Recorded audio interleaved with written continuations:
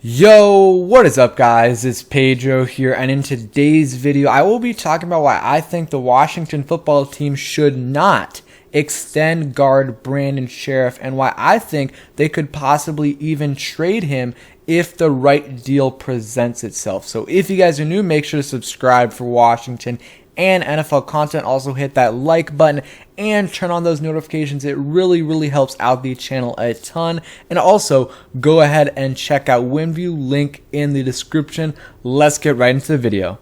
And I just wanted to say I really appreciate everyone who is continuing to support the channel, even though the team is struggling right now. Just, appreciate all of you guys. So let's get right into the video. So, Brandon Scherff has missed the last couple games of the season with an MCL injury. Could be back this week, could be back the next week. But, while he's been injured, Wes Schweitzer has played pretty well. Both starts, he's been, really good.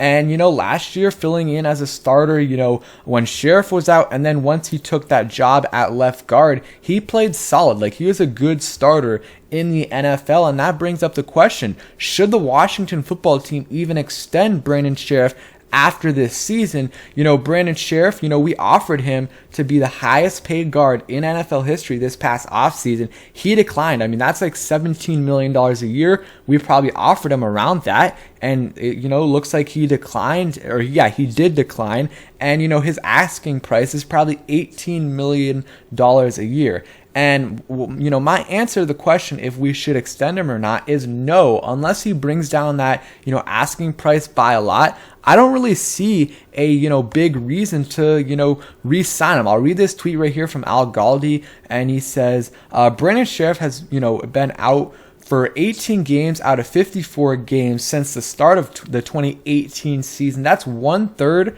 of the games that he has missed. That's just, you cannot be paying a guard more than $16 million a year who misses 1/3 of the games, and it's just, and you don't really want to pay a guard anyways that much money unless it's like someone like Quentin Nelson or Zach Martin. But any other guy, it's hard to pay a guard that much money and be in a good financial situation, be in a good cap situation. Washington has to, try at least to extend Terry McLaurin. They're eligible at, this off season, and, they could use some of that money from Brandon Scherff to Terry McLaurin. And, Brandon Scherff he's been good. Don't get me wrong. He's a top 3, top 5 guard in the NFL, or he has been, but he's just not healthy all the time. And he's definitely not at the level of someone like Zach Martin or Quentin Nelson. And, the thing is, we have a good replacement behind him. I mean, Wes Schweitzer, like I said last year, played pretty well. And, this past game, and, again, PFF, you got to take it with a grain of salt, but, that he passed the eyeball test as well. And he finished with an 89.5 overall grade. And if you look at the pass or the run block win rate, he was second behind Wyatt Teller in the NFL on week 6. So he was good, PFF, and the win rate as well. I mean, he's been good, and I really think we should, he's been a good starter. And this video isn't about Cornelius Lucas, but he had a really good game as well. So, that's one bright spot for the Washington football team. They got good depth on the offensive line, and John Matsko is a very, very good offensive line coach, really developing these players. And like I said, why pay Brandon Scherff $17 million a year when you have someone like Wes Schweitzer who who is an elite backup to a good starter? Like, he's a good starter as a guard. Why would you pay Brandon Scherff $17 million when you can pay Wes Schweitzer $3 or $4 million? It really doesn't make sense. And, guard isn't a very, very important position. You don't need to have an elite player there. If you have an average player there, that's good. And I even think Wes Schweitzer is an above average guard in the National Football League. And it just, for me at least, it doesn't make sense to pay Brandon Scherff that much money when, he is better than Wes Schweitzer, but not that much better. And also, I mean, he's injury prone. Wes Schweitzer has not been injury prone so far for Washington. and Brandon Scherff has. And this was before this past week, and these are the grades for every offensive lineman on the Washington football team, according to PFF. And Brandon Scherff right here isn't the lowest graded player, but he's the lowest ranked player. Cosme was ranked the 6th tackle, Scherff the 16th, Roulier the 10th, Flowers the 14th, and Leno the 15th. All pretty, pretty good. Top 16 at their positions, and that's not like that. Yeah, that's really good.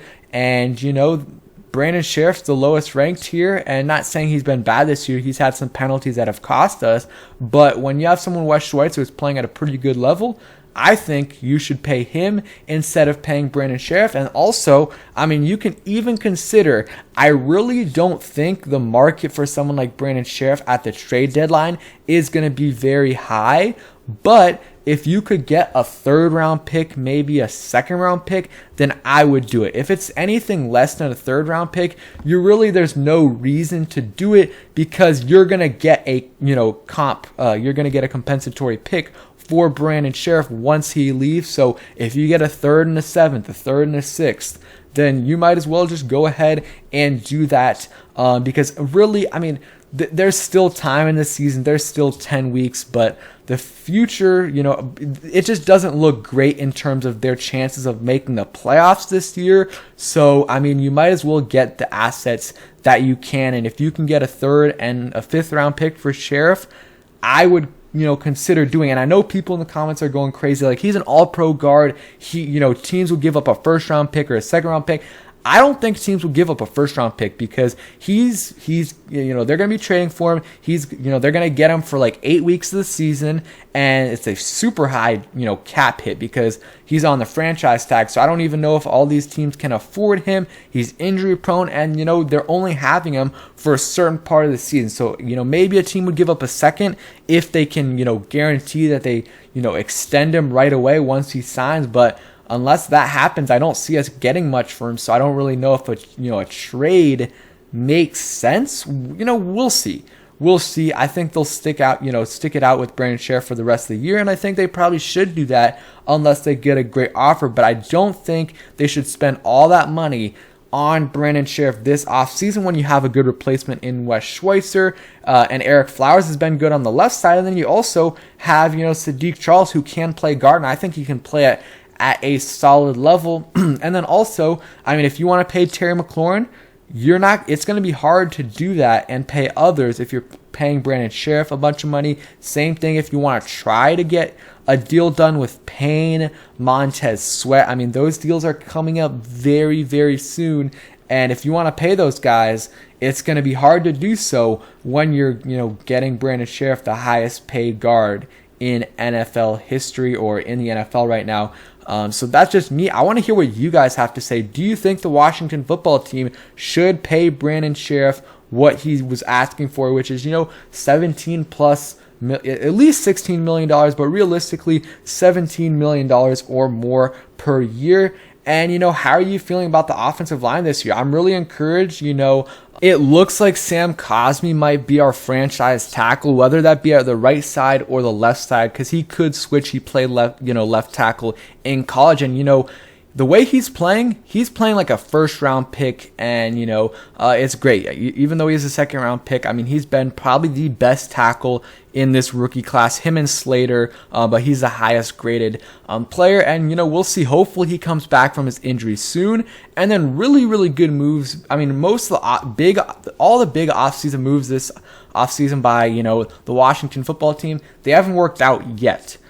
Curtis Samuel, Ryan Fitzpatrick, William Jackson, either, injuries or just underperforming in William Jackson's case. But, the low-key signings, Ricky Seals-Jones, he's been a really good surprise. Eric Flowers, that was a great move. They gave up, basically, it was a 7th round pick swap. And, the Dolphins are paying 2/3 of Eric Flowers' salary. So that's great move by Washington's front office. But they've been good, but the other areas of the team need to improve, especially on defense.